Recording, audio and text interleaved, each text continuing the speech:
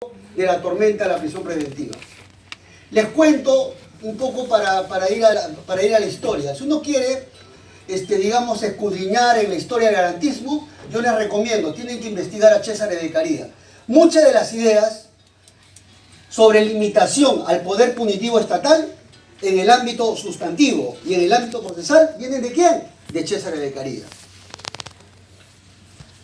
Y el problema de la prisión preventiva ya se presentaba en los tiempos de Cesare Beccaria. Antes, incluso, era, había mucha controversia respecto a la aplicación de la prisión preventiva en tiempos de Cesare Beccaria. Sobre todo cuando comenzaron a presentarse, dizque, algunos abusos en cuanto a la aplicación de la prisión preventiva. Por ejemplo, en los tiempos de Cesare Beccaria existía una discusión acerca de este famoso fraseo. ¿Para qué detener? Para investigar. ¿Les suena conocido? Pues bien, esa idea o esa problemática también estaba en los tiempos de Cesare Beccaria. Es decir, la misma idea se repite con diferentes actores. La otra idea que se hablaba en tiempos de Cesare Beccaria era pues de que la prisión preventiva no tenía una duración determinada. Es decir, duraba todo el tiempo que requería el proceso penal. Era de duración indeterminada. Entonces, las principales voces que se alzaron en contra de la prisión preventiva fue en cuanto al plazo. Esos problemas hoy en día también se vienen presentando. Y es por eso que hay diferentes maneras de mirar a la prisión preventiva. Hay una visión, como les decía, eficientista y hay una visión garantista. Es cierto que desde los tiempos de Cesare Beccaria hasta el mundo de hoy, el mundo ha cambiado. Nadie lo puede negar. Y a propósito de los cambios en el mundo, importa tener en cuenta lo que dijo Manuel Atienza. ¿Qué cosa ha dicho Manuel Atienza? Desde los tiempos prácticamente de los tiempos inveterados del derecho penal clásico hasta el día de hoy, han habido dos movimientos o dos revoluciones jurídicas que han cambiado el panorama jurídico. ¿Cuáles son estos dos movimientos o estas dos revoluciones jurídicas? Y ustedes los pueden ver en cualquier manual.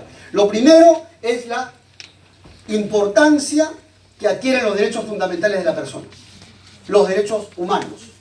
Los derechos fundamentales adquieren tal importancia que empiezan a constitucionalizarse y constituyen prácticamente un concepto que sirve también para limitar el poder punitivo del Estado. Les cuento, por ejemplo, que antes la mirada que se le daba a los derechos humanos era una mirada de corte político. A tal punto que antes cuando la gente discutía, cuando discutía a propósito de los derechos humanos, pensaban de que los discursos tenían tinte político. Hoy en día eso ha cambiado. Hoy en día el tinte es mucho más técnico-jurídico a propósito de los derechos fundamentales.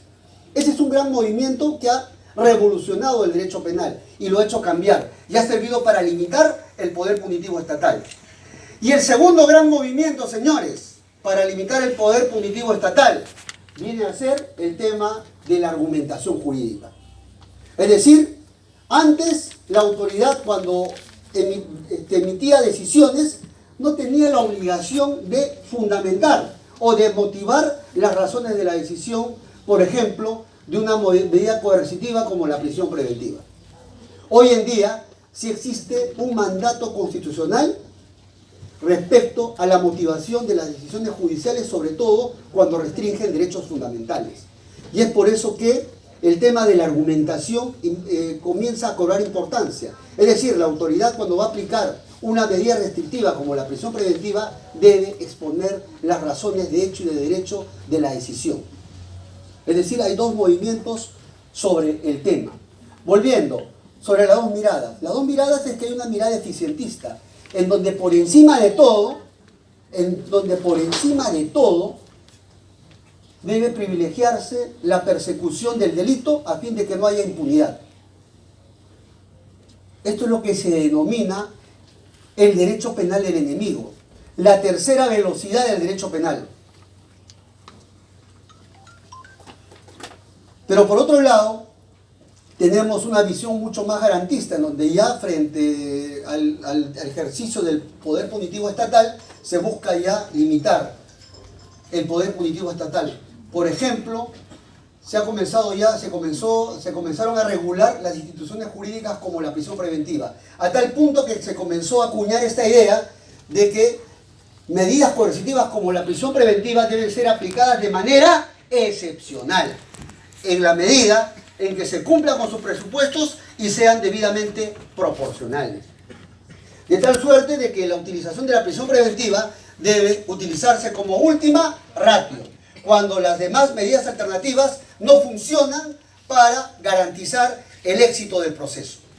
¿Se dan cuenta? Esas son las dos miradas que existen sobre la prisión preventiva. Una visión eficientista y una visión netamente garantista. Por cierto, la visión eficientista hoy en día es también llamado, sin eufemismo o sin maquillaje, una suerte de una postura neoinquisitiva, porque lo que busca es la persecución y castigo de los delitos. Esta posición hoy en día, en palabras de Mario Trapani, es un europeo, por eso no hay que ver tan solo, cuando uno quiere estudiar algo no hay que ver tan solo, no hay que tener una visión pequeña y estrecha de las cosas, hay que ver todo el mapa en general, para conocer la problemática de una institución jurídica. Por cierto, hay una visión neo-eficientista, antiformalista, punitiva penal, en donde lo que busca es la eficacia del aparato de persecución penal. En sencillo, es lo que se llama pues el eficientismo, o lo que algunos llaman sin maquillaje, una suerte de postura neo-inquisitiva, así le llaman, en donde lo que se busca es la eficiencia. Estas son las dos miradas. Les hablé de Cesare Beccaria, pues léanlo, señores, es importantísimo saberlo. Él ha escrito un tratado clásico que se llama De los delitos y de las penas.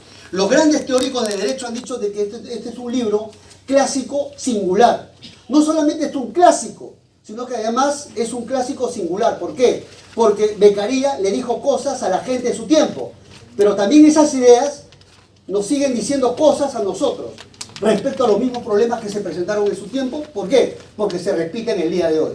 Por ejemplo, una de las ideas de Cesare Beccaria para cerrar el tema del eficientismo versus el garantismo, importa tener en cuenta una idea. ¿Saben lo que dijo Cesare Beccaria? En principio, las instituciones procesales de restricción de derechos como la prisión preventiva deben ser utilizadas de manera excepcional. Eso es lo que dijo. Salvo el caso de delitos graves. Salvo el caso de delitos graves, en donde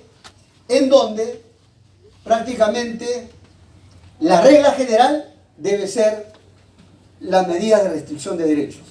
¿Me sigue?